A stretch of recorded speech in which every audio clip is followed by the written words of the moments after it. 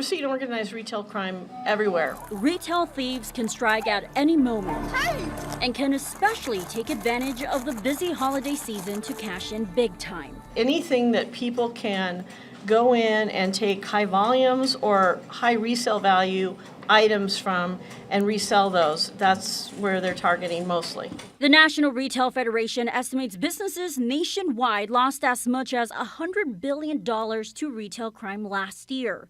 A study for 2019 shows Arizona retailers lost $1.4 billion that year. The Arizona Retailers Association estimates those numbers are much higher now. As you look at inflation, you can guarantee that the cost to secure the products and the cost to combat this crime are in addition to the inflation that you're seeing. The Crooks shopping lists don't discriminate. We've seen everything. I mean, we've seen baby formula, diapers, detergent, batteries, power tools, generators, just anything. Today, the Maricopa County Attorney's Office launching the Safe Shopping campaign, asking shoppers to stay alert and report theft to police, but not engage with thieves for their own safety. We do see that some incidences are more violent than they have been in the past. So far, 32 states have passed legislation to address and prosecute organized retail theft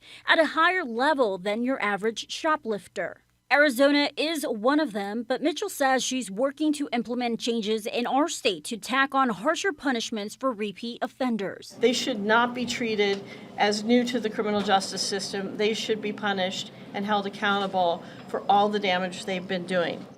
Mitchell says under current law, thieves who have committed multiple felonies are only treated as a second-time offender, no matter how many times they did the crime.